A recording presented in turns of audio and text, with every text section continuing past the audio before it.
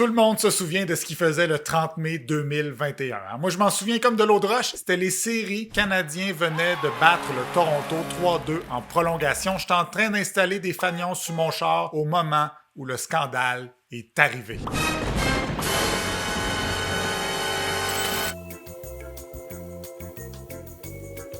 Denis Coderre, de son nom de naissance Joseph Willy Denis Coderre, oui, Willy, est né le 25 juillet 1963 à Joliette. Député de Bourassa à la Chambre des communes de 1997 à 2013, Willy est élu maire de Montréal le 3 novembre 2013, succédant à Laurent Blanchard.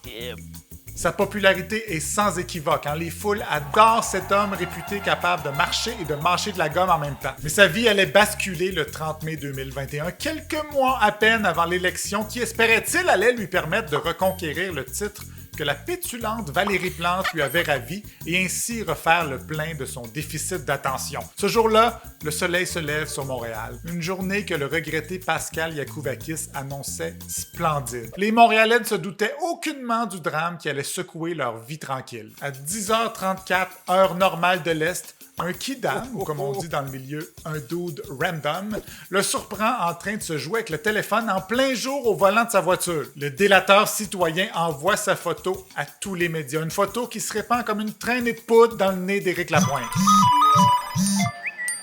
Après avoir été surpris, le téléphone à l'air, la campagne de l'aspirant maire allait dérailler. Mais la garde rapprochée de Denis Coderre, composée de Denis Coderre et de son amour-propre, se réunit dans son fort intérieur et établit sa stratégie. Il avait franchi le Rubicon, il ne pouvait plus reculer, il allait nier jusqu'à la mort. Alors moi, ce que j'ai dit, oui, je l'ai fait. Ce qui est arrivé, c'est que l'appareil est tombé de mon socle, je l'ai pris dans mes mains, j'ai vérifié si tout était correct et je l'ai replacé par la suite. Alors, la personne qui a pris la photo donne l'impression que j'étais en train de texter. Pourquoi avoir attendu 48 heures, 24 heures au moins avant de le dire? On a l'impression que vous cachiez quelque chose encore. Là. Ben, je cachais rien. Comment encore? Qu'est-ce que vous voulez dire? Ben, je sais pas, moi.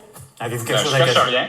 Non, mais vous me dites que je cachais quelque chose encore. Le Québec se rend compte qu'il a été berné. La nuit des longs couteaux all over again. Celui qu'on nous avait présenté comme le Denis Coderre 2.0 avait encore des bugs, un peu comme quand Windows XP est sorti. Pas tout à fait au point, mais aucun contrôle Alt-Delete n'allait pouvoir le sauver. Christophe Colomb n'a jamais voulu admettre qu'il n'était pas arrivé en Inde, mais Denis Coderre n'a jamais voulu admettre qu'il avait tweeté sur la rue de Christophe Colomb. Heureusement pour lui, rapidement, l'histoire est remplacée dans le cycle infernal de la nouvelle par une autre victoire de Canadiens. Ce n'est que le 5 août 2021, plus de 2 mois après les faits, que Denis Coderre reçoit une contravention de 304 piastres. Condamné à vie pour excès de confiance, à ce jour, il nie toujours les faits.